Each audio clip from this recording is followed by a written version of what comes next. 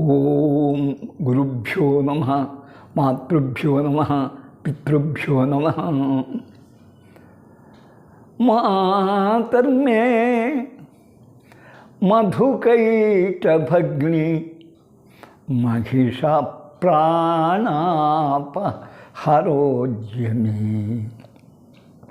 శేలా నిర్మిత ధూమ్రలోచన వధే హే చండముండార్జిని నిశ్శేషీకృత రక్త బీజదనుజే నిత్యే నిశుంభాపహే శుంభధ్వంసిని సంహరాసు దురితం దుర్గే నమస్తే అంబికే. మనం మహిషాసుర మర్ధిని విషయంలో కొందరు రాక్షసులు మరణించారు. రాక్షస సేనానుల్లో ముఖ్యమైన వారు ఇంకా వస్తున్నారు. చూడండి. చిక్షురుడంత కోపమును చిందులు ద్రొక్కుచు దేవి ముందటన్ కక్షను బూని మేరుగిరి గ్రమ్మిన మేఘము వోలే ధారగా అక్షయమైన శస్త్రముల నస్త్ర పరంపర గృమ్మరింపగా తక్షణమందే మాత శరధారల నాపెను సౌరశక్తిచే. ప్రధాన సేనానులలో చిక్షురుడొకడు. అప్పటికే యుద్ధంలో అనేక మంది రాక్షసులు మరణించారు. వానికి ఎక్కడలేని కోపం వచ్చింది. కక్ష పెంచుకున్నాడు. మేరు పర్వతం బంగారు కొండ, దాన్ని నల్లని మేఘాలు చుట్టినట్టుగా ఎర్రనైనటువంటి చండిక పైన అక్షయమైన శస్త్ర పరంపరలు, అంటే తీరుబడేది ఇయ్యకుండా ఒకదానం ఒకటి శరం పరంపరలు గుమ్మరిత్తగా ఆమె సౌరశక్తి ప్రయోగించి సూర్యుని శక్తి వాటినల్లా ఆ శరవర్షాన్ని ఇంకింపజేసిందట. అంతటతో ఊరుకొనలేదు. సారథిని గ్రంథి తురగర చాలు కూల్చి రథము ముక్కలు చేసి పరాభవింప కత్తి చేబూని సింహమును గయపరచి కత్తి విసరెను దేవిపై గర్వమాని దేవిపై గర్వముని. అమ్మ కోపగించుకుంది. ఆ చిక్షుడిని సారథిని ముందు చంపింది. ఇక గుర్రాలు సారథి లేకపోతే విశృంఖలంగా విహరిస్తున్నాయి, వాడిని చంపింది. రథం ముక్కలు చేసింది. చాలా పరాభవానికి లోన్ చేస్తే వాడు మార్చి రథం ఎక్కినా ముక్కలు చేసింది. అప్పుడు వాడు దిక్కుదోచక కత్తి చేతబట్టి సింహాన్ని గాయపరిచి కత్తితో అదే కత్తిని అమ్మపై విసిరినాడట, చేతిలోని కత్తిని. అది రవిబింబం బదిదారి మెల్లగను చక్రాకార వృత్తంబుగా భువి నుగ్గాడగ వచ్చనాయనడి స్ఫూర్తిన్మదిందోట ప్రాభవ తేజోమయ భూరి శూలమున దేవానీకముల్ భీతిలన్ రవముంజేయుతు వేసే చిక్షురుడు వీరావేశముప్పంగగన్. అంత కత్తి విసరడమే కాకుండా ఇంకా ఆమెకు విశ్రాంతి ఉంటుందని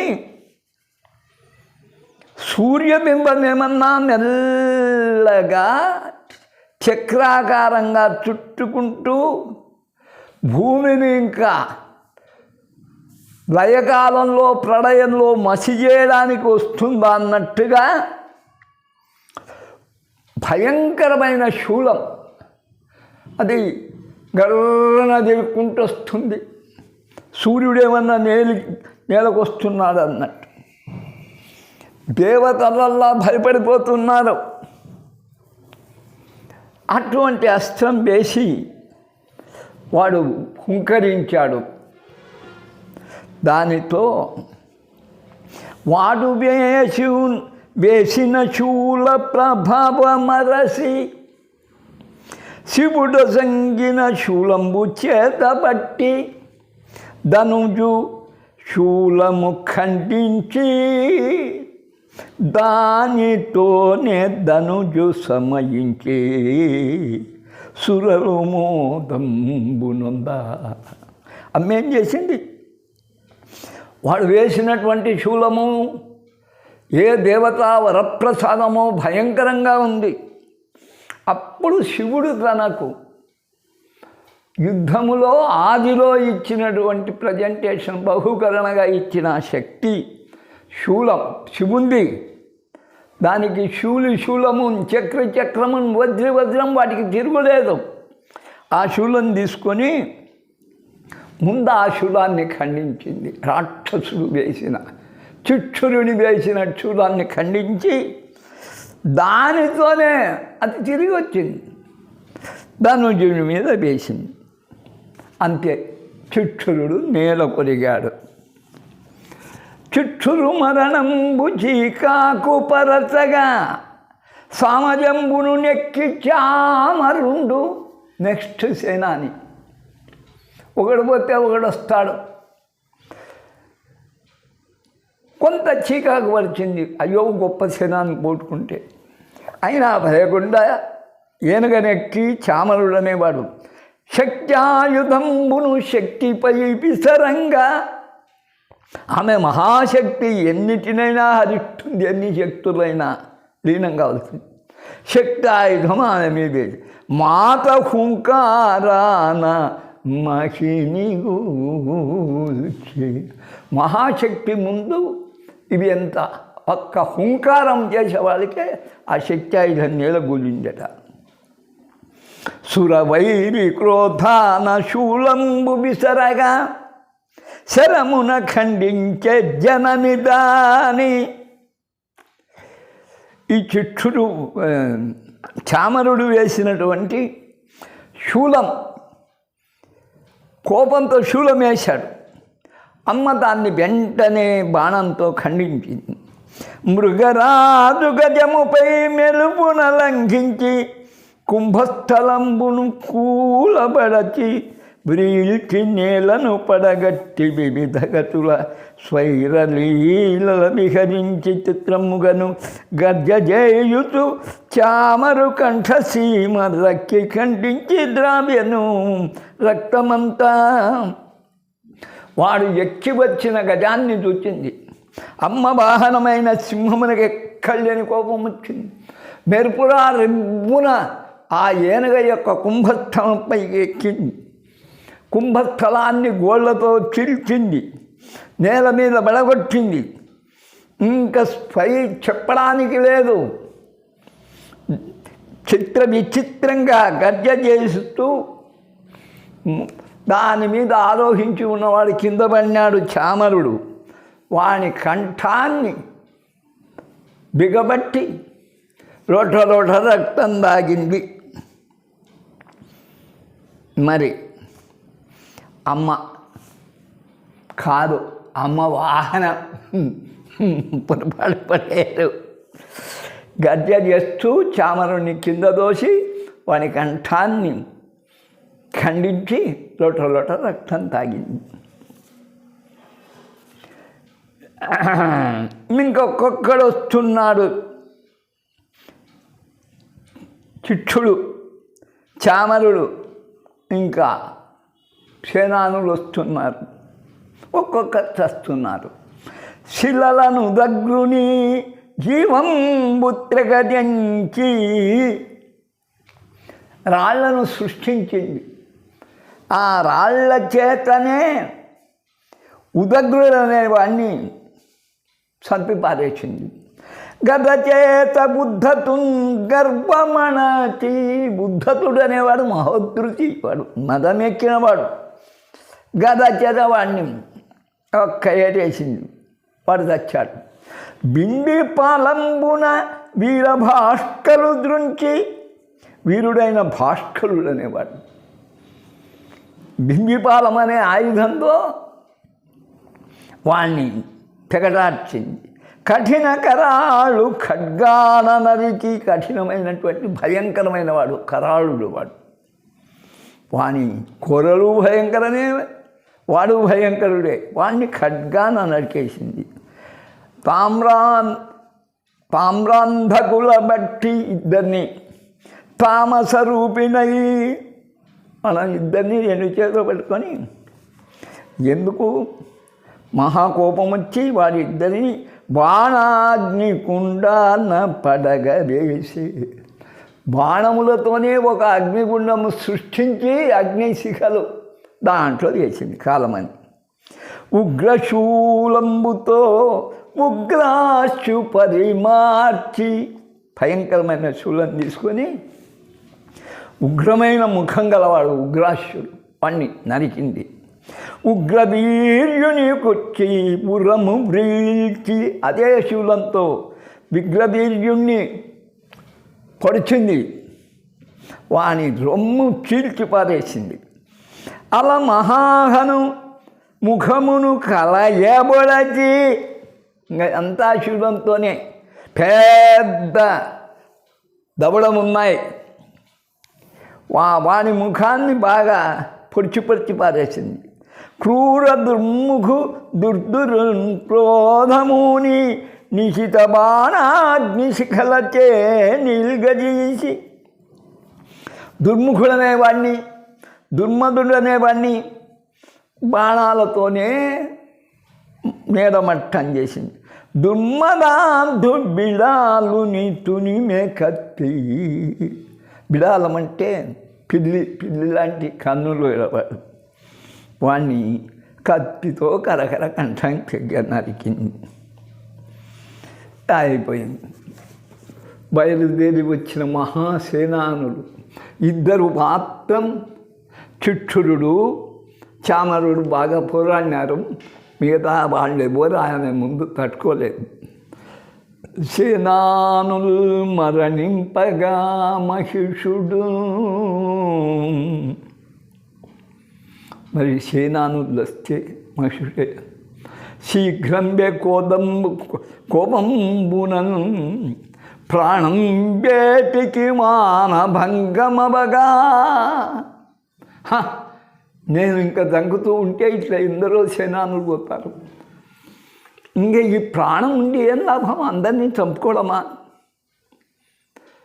మానం పోయినాక ఇంకా బ్రతికేం లాభం, పాలింపనర్హం బగో, త్రిలోకాధిపత్యాన్ని అనిపించడం, ప్రభుని అనుకోవడం బాగుండదు మానం పోయినాక. నేనా చావుకు భీతి పొందనిక, ఇంకా మరణం వచ్చినా భయం లేదు, సందేహింపనాకేటికిన్, కానీ యుద్ధమునన్ మృతింగనినా, ఒకవేళ ఈ యుద్ధంలో మరణించినా కూడా స్వర్గానందముందక్కడి, యుద్ధభూమిలో మరణించిన వానికి మోక్షం అనేది, స్వర్గం అనేది తథ్యం. రణరంగమున చచ్చుట అంటారు, సమరాంగణంబున చచ్చుట. నిజమైన మరణం ఏమిటే యుద్ధంలో పోరాడి చావడమే. అనిదలంచుతూ ధృతి మహిషాసురుండు సహజ మహిష మృగంబునై సమరమందు, సహజంగా వాని రూపం బలిష్టమైన దున్నపోతుగా మరి కఠినమైనట్టి కొమ్ముల గాయపరప, కొమ్ములు బాగా వంపులు తిరిగి ఉన్నాయి, కఠినంగా ఉన్నాయి. అవి సింహాలను కూడా ఎదుర్కొంటాయి దున్నరు. మరి దేవతల వల్ల గాయపడుస్తుంది. దేవ సైన్యంబు రోధించే దిక్కుల ధర. ఒక్కొక్కటి హఠాత్తుగా వచ్చి ఎవరి మీద పడుతుందో వాళ్ళు భయపడే కొద్దీ వీడు పోయి కొమ్ములతో మహిషుడు పొడుస్తూ ఉన్నాడు. అప్పుడు దేవ సైన్యం రోధిస్తూ ఉంది. కొందరి గిట్టలన్నదిమి. మహిషుని యొక్క యుద్ధం చూడండి. కొందరి గిట్టలన్నదిమి, కొందరి కాలి కిందేసి అట్లనే నలిచింది. కొందరి బాలము తోడగొట్టుచును. ఈ పక్క కాల్తేసి ఒకటి మర్జిస్తుంటుంది, వెనకొచ్చిన వాళ్ళను తోగతో చబుతుంటుంది. కొందరి క్రింద దోసి ఒక్క పరుగు పరిగెత్తేది కొందరిని కింద పడగొట్టడం. కొందరి ప్రాణము తీసి, ప్రాణం పోయేంతవరకు కొందరిని వదలలే త్రొక్కుతూ సందడి చేసి, దాని ఇష్టం కాళ్ళ కిందేసి మరి తోకతో కొట్టు ఇష్టం వచ్చినట్టు త్రొక్కుతూ సందడి చేసింది. చేసి అక్కడికి ఊరికొందా. కొండలను శాంతముగా పెకలించి, కొండ అడుక్కోతో సహా పెకలించడం, రాళ్లచే కొందరిపైన నెట్టుచూ, ఆ కొండ పగలగొట్టడం, ఆ రాళ్లతో కొందరి మీద వేయడం. ప్రకోపముతో విహరించే స్వేచ్ఛతో మహిషాసురుడు గగన తలమున నొరయుచు కాంతి జిమ్ము దేవి మొగటంబుడుల్తబుద్దేశముని. ఇట్లా చూచాడు. అమ్మ పెరిగిపోయింది. గగన తలాన్నే ఆకాశాన్నే ఒడుచుకుంటూ ఆమె కిరీటము కాంతులు వెదజల్లుతూ ఉంది. ఫలకాయ కాదు తీయాల్సింది, కిరీటం కింద పడినా కానీ యుద్ధం చేయదు, చచ్చిన సమానం అని రాళ్ళు విసరగ పైకి రాక్షసుండు, రాక్షసాకారం ధరించి రాళ్ళు పైకి విసురుతున్నారు. అమ్మ కిరీటం పడాలి కింద అని విసిరితే అమ్మ ఏం చేసింది, తల్లి మరలించేవాణి ఆ ధనుజుపై, వాని నిన్నే ఆ రాళ్లను మరలించి. రాక్షసేంద్రుడు బిట్టల బ్రక్కలింప భూమి కంపించే. రాక్షసుడు కొండలు ఉడికొని ముక్కలు ముక్కలు చేస్తుంటే భూమి కనిపించిపోతుంది. జలధులు ముంచె ధరణిని సముద్రాలు కప్పివేస్తున్నాయి, ఉప్పొంగుతున్నాయి. వాని శ్వాసకు కొండలు బ్రద్దలయ్యే. వాడిని తూర్పు వాడు వచ్చి తగిల వాళ్ళకి. కొమ్ములొత్తగా మేఘములు కులభవిని. వాడు అమ్మంత ఎదిగాడు పైకి. కొమ్ములతో కొడితే మరి మేఘాలల్లా నేలవాలుతున్నాయి. పాశము చే మహాసురుని బంధము చేయగదేవి.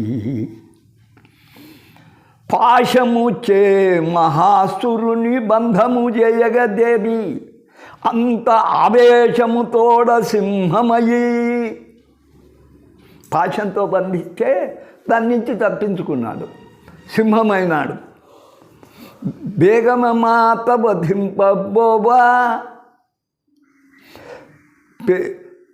చంపబోయింది సింహాన్ని. పేరాశను ఖడ్గపాణిగ పరాక్రమ లీల ఘటింప దేవి. వానికి ప్రాణం మీద ఆశ ఉంది, చివరి వరకు పోరాడాలి. ఖడ్గం చేతబట్టి అమ్మ మీదకి మార్కున్నాడు. నాకేచుడు మెచ్చగా విశిఖ కీలలగల్చుతూ బాణాగ్ని కుప్పించి పారేసింది. వాడు ఖిన్నుడై మహిళ రూపము ధరించి మళ్ళీ దున్నపోతయ్యాడు.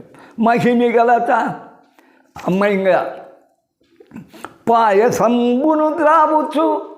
ఇది శాకాహారులు ఆమెకు అందివచ్చు పాయసం. భయదయగుచు అది కూడా మత్తెక్కిస్తుంది. మధువు మత్తున మళ్ళీ తేనె తాగుతుంది, పాయసం తాగుతుంది. దండిగా పాయసంలో తేనె వేశారు. తన్ను తామరచిపోయి రోజు తాగిన మొత్తంతో చేరి మహిష చేష్టలు గుర్తురా వాడు చేస్తున్న బీభత్సంలా మత్తు సడల విరావేశము ప్రస్ఫుటింప త్రుటినాభీలంబునవు శూలముంకెలం లీల ధరించి విరాచవేషం వచ్చింది. భయంకరమైన కత్తి చేత తీసుకొని ఆ మహిషుని నుండి పెట్టగా ద్రోసి ఖడ్గంతో వచ్చాడు. వాడు గీయనట్టుగా ఇసిరి అట్లా కొట్టింది. త్రోసి తా భారంబవు పదఘట్టనన్నదిమి భూమ్యాకాశంలో ఆవరించింది ఆ మహాతల్లి. కాళ్ళు పిక్కలు బలంగా బలిష్టంగా ఉన్నాయి. దానితో వాడిని కింద వేసి ఖడ్గంతో అట్లా నెట్ట కింద పడినాడు. వాడి మీద రొమ్ము మీద కాదేసి దుర్వారోగ్ర శూలంబుతో భయంకరమైన శూలం తీసుకు ఆ శూలంతోనే చీరం బడటే ప్రాణముల్ విడిచే మని పక్కకు పోకుండా కాళ్ళేసి పన్ని పట్టుకుంది శూలంతో. పొడిచి చీల్చి తెచ్చి పారేస్తే వాడటే ప్రాణములు విడిచే తా చిచ్చెక్కింకడం వేడుచుంటచ్చేటప్పుడు మాత్రం అమ్మా నీలో తెచ్చుకుంది. ఆమె శక్తి అప్పుడు దర్శనమైంది. హర్షముందెను సర్వమహర్షిగణము పూలవర్షము కురిపించి పూర్ణభక్తి దేవతల వల్ల ఆనందించి పూలవర్షం కురిపించి సంస్థుతించిది దేవతల్ జనని మెచ్చ అమ్మ మెప్పు పొందేటట్టుగా మహిష మర్దిని విజయంబు మరువగలమే.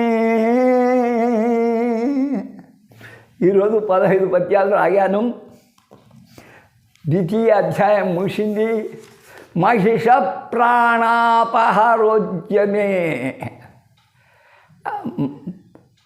మధుకైట భగ్ని మహిష ప్రాణాపహరోద్యమే 2 అధ్యాయాల్లో 3 అంతమైనారు. ఇంకా శుంభులు వాళ్ళ పరివారము అదెల్లా చూస్తాం. చాలా కాలం కలిసినందుకు మీరు నన్ను మర్చిపోయి ఉంటారు. మీ గురువుగారి కంఠం ఏం తగ్గలా. కొంత వయస్సుతో కొన్ని కావ్యం ముగిసింది. త్వరగానే అదెల్లా వెలువడిపడతాయి. మన షణ్ముఖ శర్మ గారు కూడా దీన్ని ఎంతో మెచ్చుకున్నాడు. ఆయన 60 రోజులు భారతాన్ని గురించి ఉపన్యసిస్తున్నాడు రాజమహేంద్రవరంలో. ఆ రాజమహేంద్రవరంలోనే మనది ఒక కావ్యం ప్రింట్ అయ్యింది. ఇంకా 2 ప్రింట్ కాబోతున్నాయి, మంత్రయంత్ర తంత్ర రహస్యాలు. నన్ను కూడా ఆహ్వానించాడు ప్రారంభోత్సవానికి. ఎక్కడ చూని దూరము, నా వయస్సు పెరిగింది. ఓం తత్సత్. మీ గురువు ఆరోగ్యంగా ఉన్నాడు. ఇక ధారావాహికంగా వెలువడుతుంది. మా భవ్య సహకరించి ఎంతసేపు 2 ఆశ్వాసాలు అయిపోయా. ఈరోజే 55 అయితే 15 అయినాయి, 70 అయిపోయినాయి. ఉండేదే కావ్యం 170 అనుకోండి, 175. మరి ఆమె సహకరిస్తే వారానికి పట్టని కావ్యాన్ని ముందు ఉంచుతా. ఓం తత్సత్. సర్వే జనా సుఖినో భవంతు.